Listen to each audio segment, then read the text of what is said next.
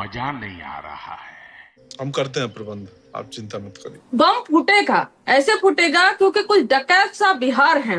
डकैत सा बिहार में किसको कह रही हूँ? भारतीय जनता पार्टी के नेताओं को कह रही हूँ और जदयू के नेताओं को कह रही हूँ, और कुछ रिटायर्ड अधिकारी हैं जो मिलकर डकैत हैं और वो बिहार को लूट रहे हैं। और इस तरीके से लूट रहे हैं कि जब तेजस्वी जी बम फोड़ेंगे तो पूरा एक जगह से शुरू होगा ना, और लास्ट तक जहां तक वो बम खत्म होता है वहां तक जलेंगे ये लोग, और पूरी तरह से इनका जो नकाब पहने हुए है ना वो उजागर हो जाएगा।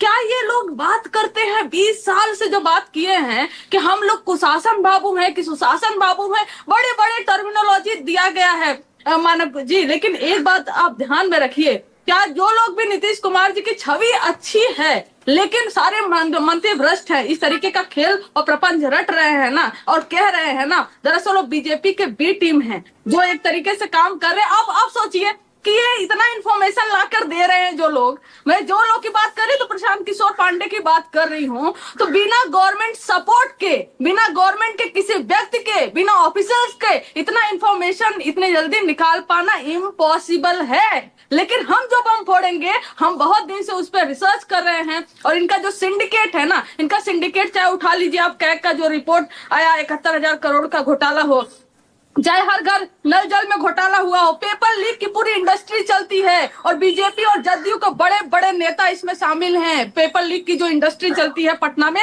और हर परीक्षा वो लोग लीक कराते हैं और पैसा कहां से कहां मूव होता है, सब कुछ एक्सपोज होगा। अभी मजा आएगा ना भिड़ो। अगर बीजेपी के अंदर से ही इनको मदद नहीं मिल रहा है तो यह बताएं कि इतना इन्फॉर्मेशन बैंक अकाउंट निकालने के लिए कब जमीन रजिस्टर हुआ, कब पैसे कहां से गए, आपने कितने आरटीआई डाले हैं, आपने कितने आरटीआई डाले हैं? उस आरटीआई को बिना अगर आपने अधिकारियों के सपोर्ट से किया तो आरटीआई आप लाकर देश के सामने रखिए कि हमने इतना आरटीआई डाला था, हमें यहाँ से ये इन्फॉर्मेशन मिला, हमें वहां से नहीं।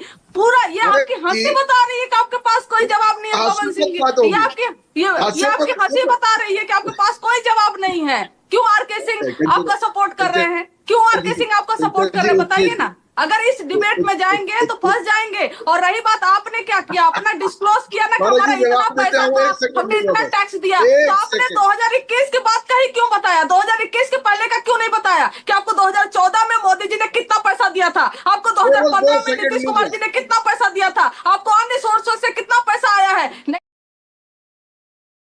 एक जवाब और भी, आपने शायद वो क्रिकेट खेलने पर फ्रंट फुट से खेल रहे हैं कि बैक फुट से खेल रहे हैं, आपने सवाल जो पूछा था उस पर भी यही जवाब है, कभी हमें आके फ्रंट फुट पे खेलना पड़ता है, कभी बैक फुट हमें जाना पड़ता है।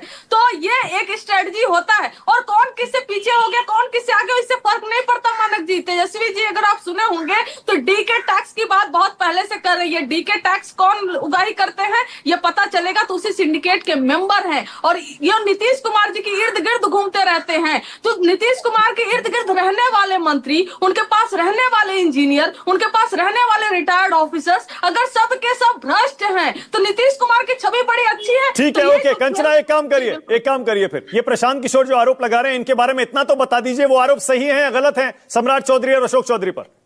नहीं, एक बात और ध्यान रखिए ना, ये आरोप हम सीबीआई है क्या, हम ईडी है क्या, हम पुलिस प्रशासन है क्या? अभी तक किसी और पर आरोप लगा होता तो आपको नहीं लगता कि मोदी जी, प्रधानमंत्री नरेंद्र मोदी जी ईडी सीबीआई भेज चुके होते और खुद ही आरोप लगाते, खुद ही भेजते? लेकिन उनके नेताओं पे आरोप लग रहा है तो जांच तो करवानी बनती है ना। चाहे जो आरोप लगाए, चाहे जो आरोप लगाए, चाहे वो आरोप लगाए, चाहे हम आरोप लगाए, चाहे खुद बीजेपी के अंदर से आरोप लगाए, जांच तो एक सवाल और, ठीक है, एक सवाल और, आप ये पवन वर्मा, प्रशांत किशोर, इनकी पार्टी को बीजेपी की बी टीम क्यों कह रहे हैं? उन्होंने तो एनडीए के 2 सबसे बड़े मंत्रियों को घेर लिया भाई, उनके ऊपर भ्रष्टाचार के आरोप लगा दिए।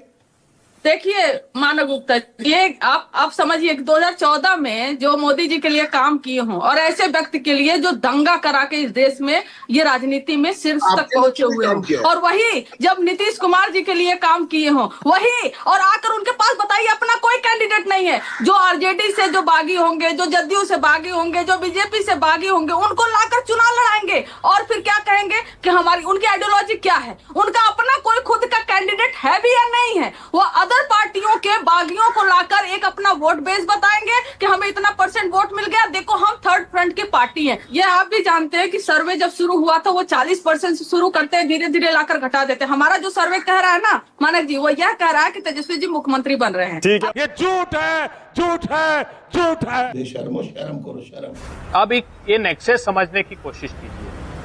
ये जो प्रशांत किशोर ने सम्राट चौधरी पर आरोप लगाए, ये आरोप बुनियादी रूप से कहां से आए? तो जेडीयू के प्रवक्ता ने प्रेस कॉन्फ्रेंस की थी सबसे पहले, तो ये सुपारी जेडीयू ने दी है। उन्होंने कहा पहली प्रेस कॉन्फ्रेंस करो अशोक चौधरी के खिलाफ। आप प्रेस कॉन्फ्रेंस करोगे और जेडीयू मैदान में आकर कहेगे कि हमारी कोई जिम्मेदारी नहीं है, मंत्री से जवाब लो, हम पल्ला झाड़ लेंगे। उसके बाद आप आक्रमण करना बीजेपी पर। ये एक दूसरे को, ये बिहार की तरक्की के लिए नहीं सोच रहे हैं, बिहार के विकास नहीं, एक दूसरे राजनीतिक दल को खत्म करने की कोशिश प्रारंभ हो गई है। और ये काम नीतीश कुमार जी, आप देखिए ना, आप अगर प्रशांत किशोर जी का नैरेटिव देखेंगे, पवन जी का देखेंगे, ये भी सर्वदलीय हैं। ये जो कह रहे थे ना अशोक चौधरी को सर्वदलीय, ये भी घाट घाट का पानी पिए हुए हैं। तो ये बिहार को गर्त में डालने वाले लोग 70,000 करोड़ रुपए लूटे बिहार के, आप कल्पना कर सकते हो? कैग ने आजाद भारत के इतिहास में पहली बार है, उसके फुटनोट पढ़िएगा कैग का, उन्होंने कहा कि हमको गबन की आशंका है क्योंकि पैसे ही नहीं दे रहे। अच्छा अभय जी, सृजन घोटाला किया, वहां से जन्मी ये पार्टी। एक मिनट सुनिए ना, सृजन घोटाले में किसका नाम था? सृजन घोटाले में एक दिवंगत भाजपा के बहुत बड़े बिहार के नेता की बहन वो मुख्य आरोपी थी। उसने मतलब शत विक्षत कर दिया बिहार को, चप्पे चप्पे को लहूलुहान कर दिया। कल भी बिटिया, एक निर्वस्त्र 13 साल की बिटिया, जब कल हम डिबेट कर रहे थे तो वो एक मंजू वर्मा नाम की पूर्व मंत्री जो इन्होंने जिसको हटाया था उस बालिका गृह कांड में, उसके कोई मैरिज हॉल बन रहा था, वहां के कर्मचारियों पर उनके परिवार वालों ने आरोप लगाया। कैसा बिहार बना दिया है आपने? अधिक व्यवसायियों को घर में घुस घुस के गोली मारी जा रही उगाही के कारण। इनको पता है चुनाव के बाद इनका अस्तित्व समाप्त हो जाएगा, जितना बिहार को लूट सकते हैं लूटने में अभय दुबे, बहुत सारे विश्लेषकों का यह मानना है भ्रष्टाचार के मुद्दे से कुछ नहीं होने वाला, अब इस पर वोट नहीं पड़ता है। आरजेडी पर सबसे ज्यादा भ्रष्टाचार के आरोप लगे, कांग्रेस पर सबसे ज्यादा लगे भ्रष्टाचार के आरोप। क्या निकला? तेजस्वी यादव सबसे बड़ी पार्टी बन गए पिछले चुनाव में, आप भी 99 पर चले गए। नहीं, देखिए मानक जी, गंभीरता से मैं ये कह रहा हूं, बिहार में जाइए आप, जो खर्चा पानी सरकार का टैग है ना चिपक गया है। जो गरीब गुरबे लोग हैं ना, उनमें ये कूट कूट के ये बात भरी है कि बगैर पैसे दिए ना म्यूटेशन होगा, ना राशन कार्ड होगा, ना जन प्रमाण पत्र, कुछ नहीं होता। सिर्फ एक बात होती कि अडानी को 1000 एकड़ जमीन 1 रुपए में, और कितने पैसे अर्जित कर रहा है पता है वो?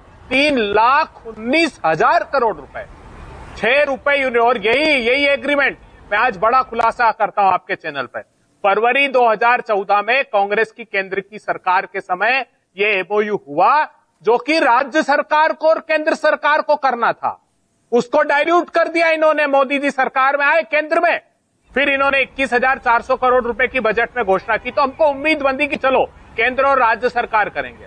तो ये कहते हैं वायबिलिटी नहीं है, लेकिन अडानी जी की वायबिलिटी इतनी बड़ी आई कि 3,19,000 करोड़ रुपए और 6 रुपए यूनिट में। पास के राज्यों में फिक्स चार्ज में देखो 3.5-4 रुपए यूनिट में। तो ओके, प्रदीप जवाब दे रहे हैं। प्रदीप बोलिए, प्रदीप उंगली उठा रहे लेते तो 56,000 बिहार के 56,000 करोड़ रुपए बचते हैं। मानक जी, बिहार का क्या हाल देखिए तो सही।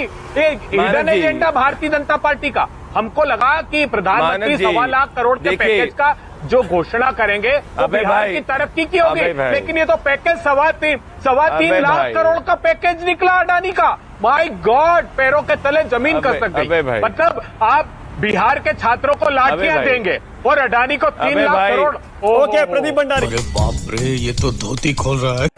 ये जो आप कह रहे हैं कि बिना एफआईआर की ईडी और सीबीआई नहीं जाती, कितना झूठ बोल रहे हैं। हरियाणा झूठ नहीं बोल रहे, नो आई एम सॉरी, झूठ नहीं बोल रहे। ना Kanchana ji, please check the law. अच्छा चलो, without FIR, without schedule offence, no ED, पहले एफआईआर होगी। प्लीज अंडरस्टैंड, गलत बात को ना कहे ना। ओके, ऑल राइट, इसी नोट पे खत्म कर रहा हूं। बहुत बहुत धन्यवाद, थैंक यू सो मच।